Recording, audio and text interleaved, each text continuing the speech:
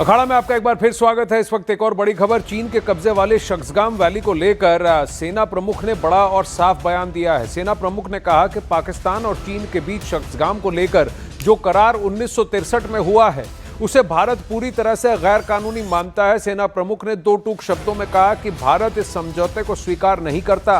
General Upendra Dwivedi ने साफ कहा कि दो देशों के बीच ये इल्लीगल कार्रवाई है जिसे भारत किसी भी सूरत में मानता नहीं है।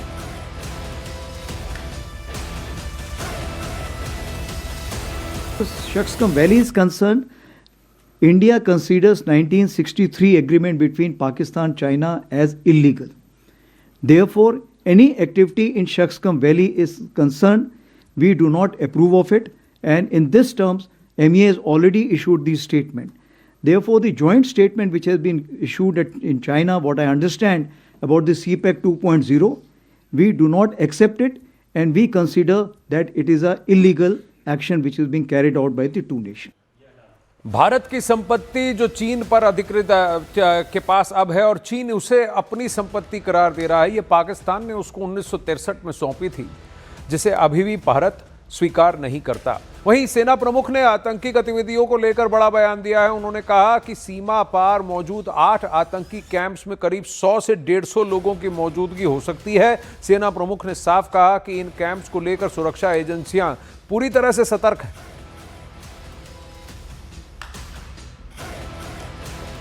आठ कैंप्स अभी भी वहां पे एक्टिव हैं हमारी नॉलेज में, और उस पे अभी भी लोग बैठे हुए हैं। कितने बैठे हैं ये अलग अलग इसके सोच विचार हैं, बट हमारी तरफ से अगर देखा जाए तो तकरीबन 100 से 150 लोग हो सकता है वहाँ पर बैठे हों। जहाँ तक हमारी अलर्टनेस है, लाइन ऑफ कंट्रोल में अलर्टनेस पूरी है, क्योंकि ऑपरेशन सिंदूर ऑन। तो ये जो ड्रोन्स अभी हमने देखे हैं ये बहुत छोटे ड्रोन्स हैं, ये लाइट ऑन करके आते हैं, ये बहुत हाइट पे नहीं जाते हैं, और ये बहुत ही कम देखे गए हैं। जैसे 10 के आसपास तकरीबन 6 से 7 देखे गए थे, 11 और 12 तारीख को 2 से 3 देखे गए हैं। तो ये जो ड्रोन थे ये मैं समझता हूँ कि डिफेंसिव ड्रोन थे, जो कि ये ऊपर आके देखना चाहते हैं कि हमारे अगेंस्ट कोई कार्रवाई तो नहीं हो रही है। मैं ये मना नहीं कर रहा हूँ, हो सकता है कि वो ये भी देखना चाहें कि कोई कहीं गैप तो नहीं है, इंडियन आर्मी में कोई ढिलाई तो नहीं है, कोई गैप हो जहाँ से वो टेररिस्ट वहाँ से भेज सके। तो मेरे ख्याल से उनको उसका नेगेटिव जवाब ही मिला होगा। उन्होंने देखा होगा कि आज की तारीख पर कोई ऐसी जगह नहीं है, कोई ऐसे गैप्स नहीं जहाँ से वो भेज सकें। लेकिन ये ज़रूर है, आज जो हमारी DGMO स्टॉक हुई है उस स्टॉक में इसके बारे में जिक्र किया गया है और उनको बताया गया है कि ये हमें मंजूर नहीं है और कृपया करके इस पे लगाम लगाइए, ये उनको ये बता दिया गया। तो यानी इन 8 कैंप्स में ड्रोन ट्यूब्स भी हैं, ड्रोन लॉन्चर ट्यूब्स भी हैं। कुछ को तो भारत ने ध्वस्त किया था ऑपरेशन सिंदूर के दौरान। वहीं मई में हुए संघर्ष को लेकर सेना प्रमुख ने बड़ा खुलासा किया। सेना प्रमुख ने साफ कहा कि पाकिस्तान की तरफ से दी जा रही न्यूक्लियर धमकियां सिर्फ राजनीतिक बयानबाजी थी।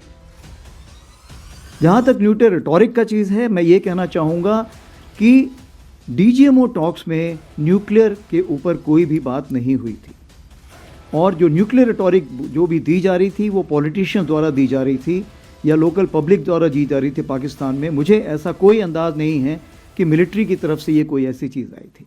जब हम बोलते हैं कि इसमें हमारा रोल क्या था, जब हम बात करते हैं, पहले बोला जाता था कि कन्वेंशनल ऑपरेशंस के लिए जो स्पेस है वो कम होती जा रही है और सब कन्वेंशनल से डायरेक्टली हम सीधे न्यूक्लियर डोमेन में जाएंगे।